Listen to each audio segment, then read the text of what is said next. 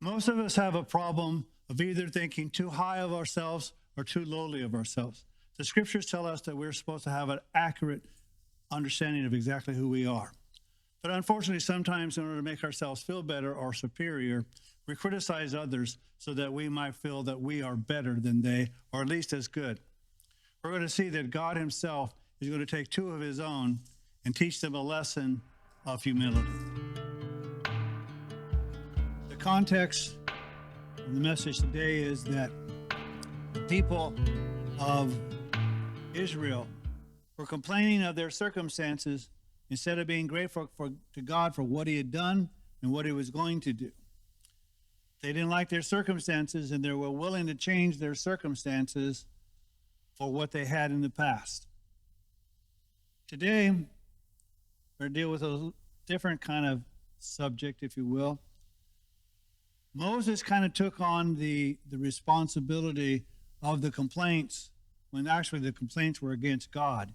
But he kind of said, well, how can I accomplish these things? Well, he was never meant to. It was God.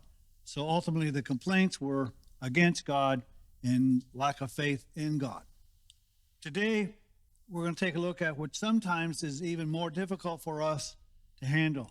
It's one thing for other people's to complain about what we're doing or not doing.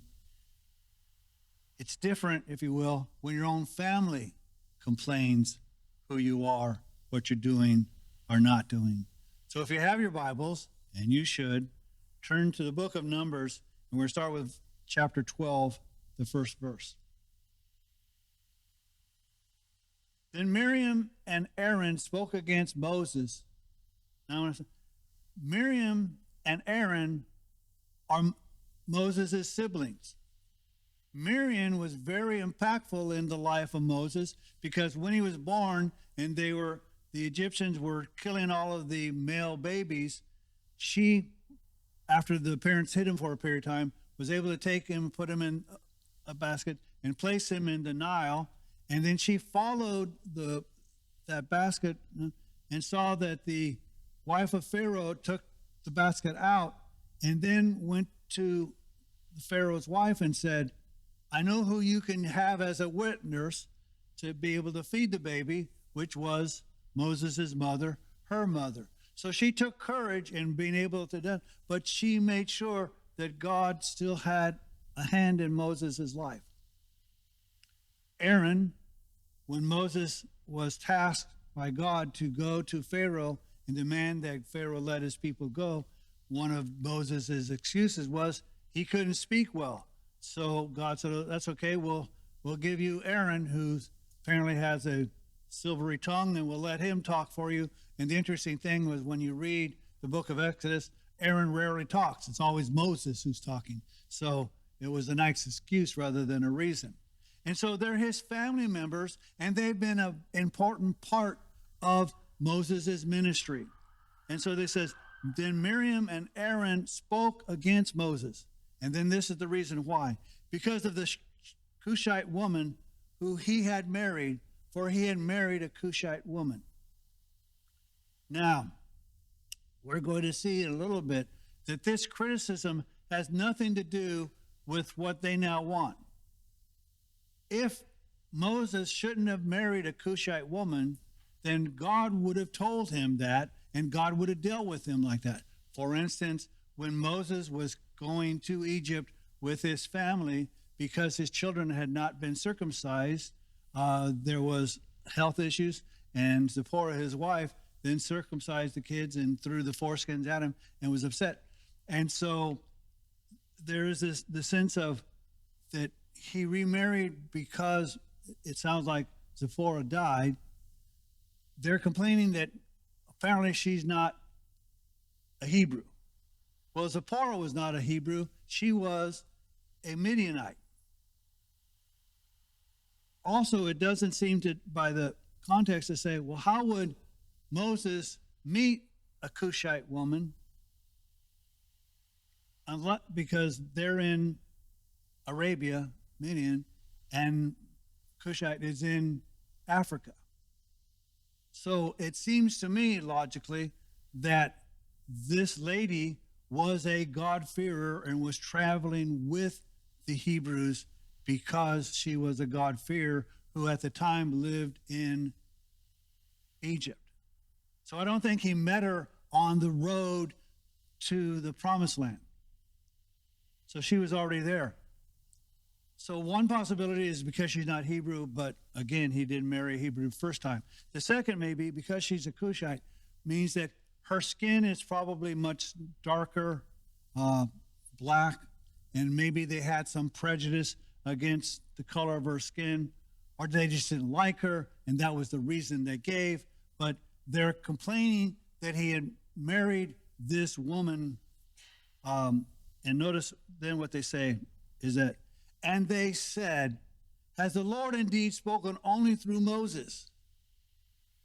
Again, if their criticism is that he married somebody, then God will deal with him because God chose him, God is using him, and if there's some disadvantage or prevention of his ministry, then God would have dealt directly with Moses.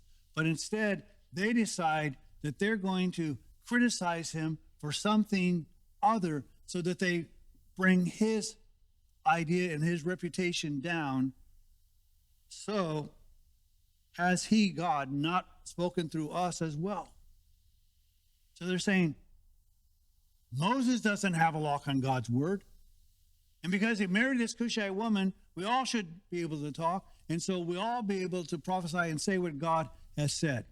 Now, they're not wrong in this sense of, if you notice in the last, God chose 70 men to be the Sanhedrin to help Moses, and he placed his spirit on them, and they prophesied. As a matter of fact, there was an objection to two of them who weren't with the group at the time, were prophesying, and people saying, you shouldn't do that. So God is speaking to other people. So they're not wrong in that, but in essence, they're saying, why do we need to listen to Moses? Because we can talk, God can talk to us as well. So their criticism makes him inferior to what their position is. But as I said, oftentimes we need to talk as if God is hearing us. Because guess what? God is hearing us. And it says, and the Lord heard it. Now the man Moses was very humble, more than any other man who was on the face of the earth. Now there are commentators who are apoplectic about this, and they say either one, Moses didn't write this, or they'll say Moses didn't write the whole book of Numbers or the Pentateuch because of this, because a humble person wouldn't say they're humble. I have kind of two things. Number one, there's a story that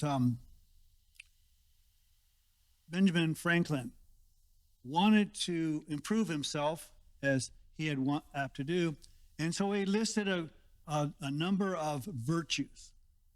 So he put all these virtues down, and then he put a log together, and every time he accomplished a virtue, he would check it off in each day, and then there got to be a point where he was able to check off all the virtues every single day. So then he took it to a friend and showed him his list of virtues that he'd accomplished. And the friend looked at it and goes, it's interesting, but you left off one virtue. And Benjamin Franklin goes, what was that? Humility. And Franklin said, the problem with humility is once you're proud of being humble, you're not. Okay. Now, my answer to kind of this is, if you are the tallest person in the room, you walk into a room and you're the tallest person there, it is not pride to say, I'm the tallest person there, because you're right. Now, if you were to say, I'm better than everybody else because I'm taller than everybody else, now that's pride in being tall. But definitely recognizing that you're tall doesn't make you prideful. Actually, being tall has some advantages. You can reach things off of a higher shelf. And there are those of you who are short who really appreciate that. So there is a talent of being tall, but it doesn't make you superior to people who are short. My contention is number one, the Spirit is speaking, so it's the truth. And so if it's the truth, God is saying, I don't care your position on being false humility. If Moses is humble, then he is humble, and God is telling him to write it. Number two, if he is the most humble person on the earth, it's okay to say I'm the most humble person on the earth, as long as he's not saying, and I'm better than you for it. And if you take a look at Moses' life, he's always saying, I'm not adequate, or this or that or whatever. So we don't see somebody who's overly prideful. As a matter of fact, he generally talks about his shortcomings. And so I don't think that this is a reason that we disregard that the Spirit wrote it or that Moses was the author. And so it's stating a fact because this fact is important for the lesson. And the lesson is going to be this. So suddenly the Lord said to Moses and Aaron and to Miriam, you three come out to the tent of the meeting. So the three of them came out. So basically what God says, God summoned them to the tabernacle, outside the tabernacle. I want to have a meeting with the three of you. So the four of us are going to meet. Miriam, Aaron, and Moses, and God. So they came out because God summoned them. Then the Lord came down in a pillar of cloud and stood at the doorway of the tent. And he called Aaron and Miriam, and when they both came forward, he said, hear now my words.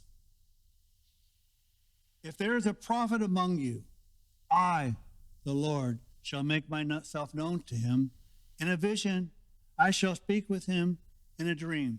And I'm saying, if there's a prophet, this is how we're going to deal with things. I'm going to deal with them in dreams and in visions. Not so with my servant Moses. He is faithful in all of my household. And notice I want you to say household. If I speak mouth to mouth, even openly and not in dark sayings, and he beholds the form of the Lord, why then you were not afraid to speak against my servant, against Moses? So he's going, I've been talking to Moses face to face. Moses has even seen a form of me, not my face because no one can see that, but there's a sense of I have dealt with Moses differently than I treat anybody else.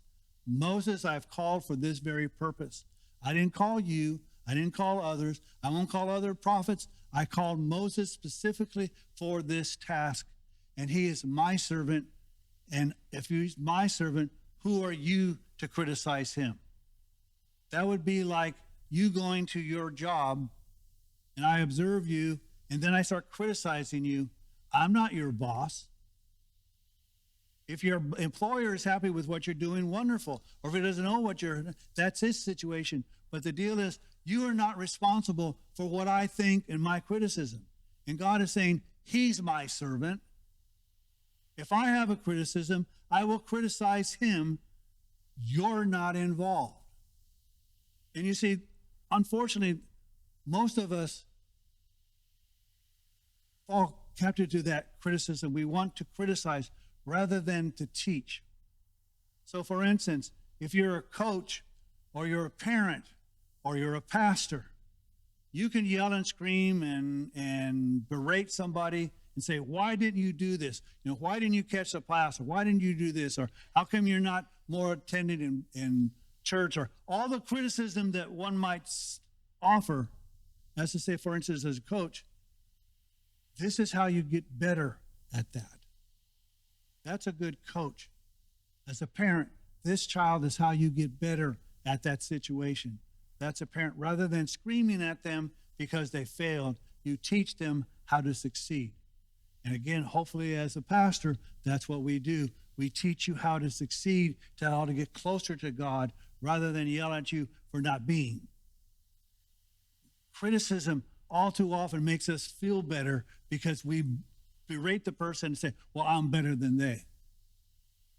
And God isn't having it with them. So notice what happens. So the anger of the Lord burned against them, and he departed. He's not happy. Now, being in front of a happy God is probably a pretty scary thing. To be in front of an angry God is not a good thing. And so he leaves angry. But when the cloud had withdrawn from over the tent, behold, Miriam was leprous, as white as snow. As Aaron turned towards Miriam, behold, she was leprous. Now again, the commentators are all at a concern and trying to figure out what to do. Because in our society today, we're all really worried about gender and gender preferences and whatever. So it's like, well, why did he give leprosy to Miriam? And so, well, it can't be because she's a woman. And so they come up with, well, maybe she was an instigator, because in the beginning it says Miriam and Aaron. So maybe she instigated the whole criticism. And Aaron, being Aaron, went along with it, because this isn't unlike Aaron, because when Moses was gone up to receive the law, and the people decide to make a molten image, a golden calf, neither did Aaron prevent it. He seemed to go along with it. So it's reasonable to think, well, maybe that Aaron just went along with Miriam's criticism. That's possible. I'll tell you what I think, and $5 at some coffee shop will get you coffee. The reason Aaron didn't become leprous, it's not because he's a man, but because he was the high priest.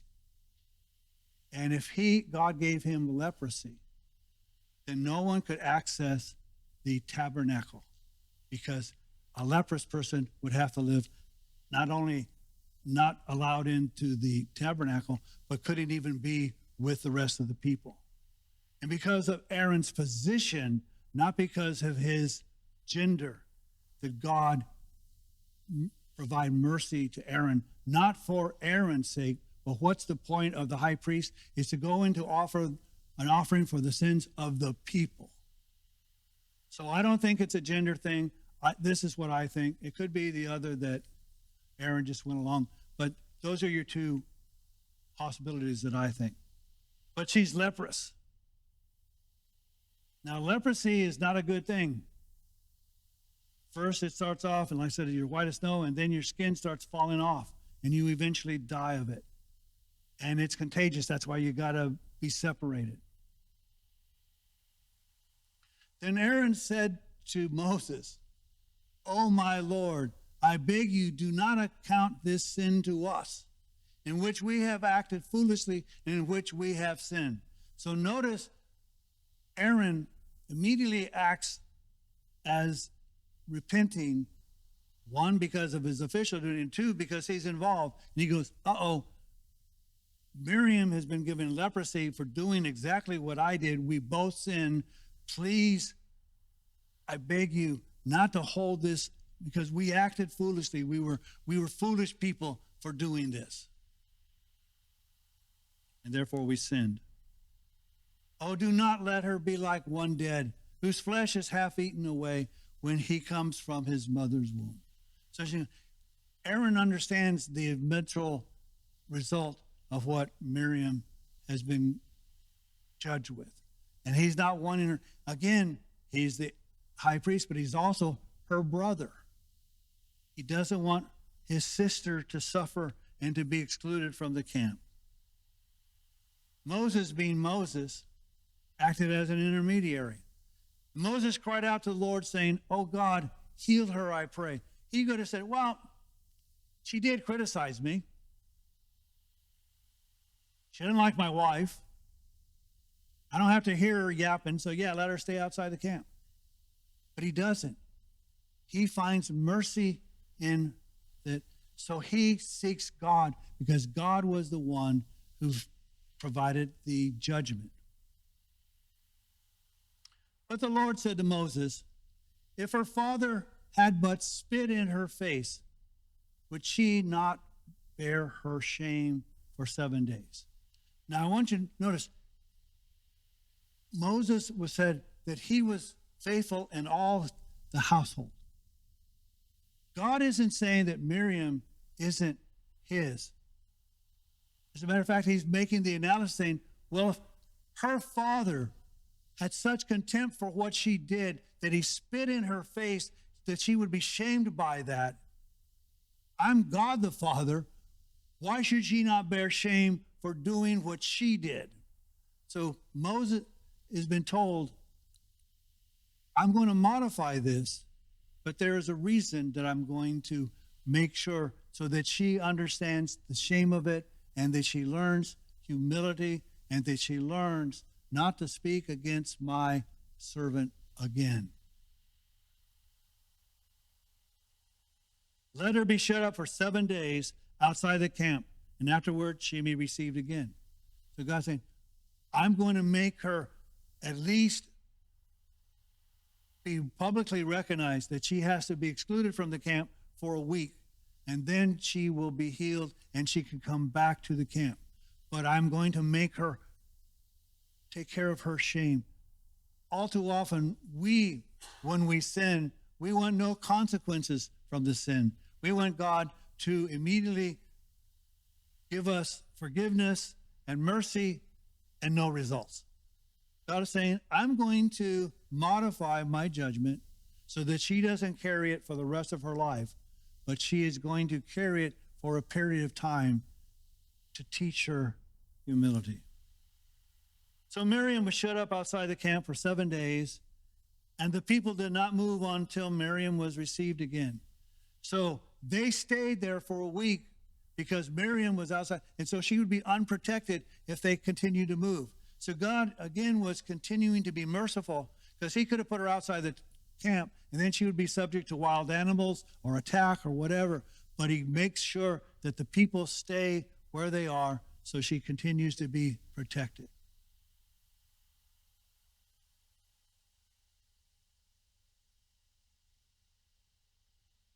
This is a lesson that we need to appreciate. Number one, people will criticize you when you try to do the Lord's work. All you have to do is be a pastor. People will love to tell you what you should do. They won't volunteer to do it, but they'll tell you how you should do it. And so, again, the criticism had nothing to do with Moses' communication with God. It was they didn't like what he was doing. So in 1 Peter chapter 4, it says this, starting with verse 10. Each one of us has received a special gift, employed in serving one another as good stewards of the manifold grace of God. So each of you has been given a gift by God, and each of you are supposed to be a steward of that gift so that we benefit each of us in the gift that God has given you. And whoever speaks is to do so as one who is speaking the utterances of God. You're not saying you're speaking the utterances of God, but you're supposed to be as if it were the utterances of God. You are to make sure your language is sober and healing and beneficial and teaching. Whoever serves is to do so as one who is serving by the strength which God supplies, so that in all things God may be glorified through Jesus Christ, to whom belongs the glory and dominion forever and ever. When you do your ministry that God has called, do it not on your own strength, but the strength that God provides. Do it the way God has instructed us to do, and speak as if you are Moses, if you will. Beloved, do not be surprised at the fiery ordeal among you, which comes upon you for your testing, as though some strange thing were happening to you. It is not uncommon for Christians to suffer criticism and tribulation and distress. It's not odd. God's not picking on you. God's not saying, oh, you're not. Moses wasn't justified in being criticized this way. And yet they did. But to the degree that you share the sufferings of Christ, keep on rejoicing, so that also at the revelation of his glory you may rejoice with exaltation. If you are reviled for the name of Christ, you are blessed, because the Spirit of glory and of God rests on you. Rather than saying, oh, poor me, because I'm being criticized and because people don't like what I'm doing, even though I'm trying to do it for the friend of God. God goes, you're blessed.